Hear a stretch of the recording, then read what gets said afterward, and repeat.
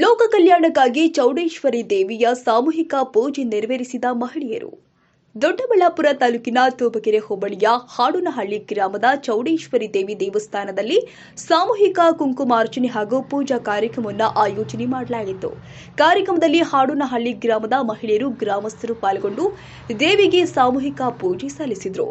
ಇದೇ ಸಂದರ್ಭದಲ್ಲಿ ಸ್ಥಳೀಯರು ಹಾಗೂ ಜೆಡಿಎಸ್ ಮುಖಂಡರು, ಮಾಜಿ ಜಿಲ್ಲಾ ಪಂಚಾಯಿತಿ ಸದಸ್ಯರು ಆದ ಅಪ್ಪಯ್ಯಣ್ಣ ಮಾತನಾಡಿ, ಹೊಸ ವರ್ಷದ ಸಂಭ್ರಮಾಚರಣೆ ಜೊತೆಗೆ ನನ್ನ ಹುಟ್ಟುಹಬ್ಬದ ಪ್ರಯುಕ್ತ ತಾಯಿ ಚೌಡೇಶ್ವರಿಗೆ ಸಾಮೂಹಿಕವಾಗಿ ಕುಂಕುಮಾರ್ಚನೆ ಹಾಗೂ ವಿಶೇಷ ಪೂಜೆ ಸಲ್ಲಿಸುವ ಮುಖೇನ ಆಚರಣೆ ಮಾಡಲಾಗಿದೆ.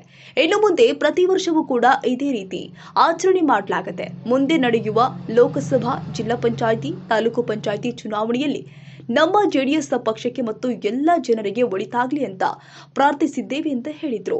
ಈ ಸಂದರ್ಭದಲ್ಲಿ ಶಾಸಕರು ಆದ ವರ್ತೂರು ಪ್ರಕಾಶ್, ಜೆಡಿಎಸ್ ರಾಜ್ಯ ಪ್ರಧಾನ ಕಾರ್ಯದರ್ಶಿ ಹರೀಶ್ ಗೌಡ, ಬಿ ಮುನೇಗೌಡ, ನಗರಸಭಾ ಅಧ್ಯಕ್ಷೆ ಸುಧಾಲಕ್ಷ್ಮೀನಾರಾಯಣ್, ಹಳ್ಳಿ ರೈತ ಅಂಬರೀಶ್, ಯುವ ಮುಖಂಡ ಉದಯ್ ಆರಾಧ್ಯ ಸೇರಿದಂತೆ ಹಲವು ಗಣ್ಯರು ಪೂಜೆಯಲ್ಲಿ ಪಾಲ್ಗೊಂಡು ಜೆಡಿಎಸ್ ಮುಖಂಡರು ಆದ ಅಪ್ಪಯ್ಯಣ್ಣ ಅವರಿಗೆ ಶುಭ ಕೋರಿದ್ರು.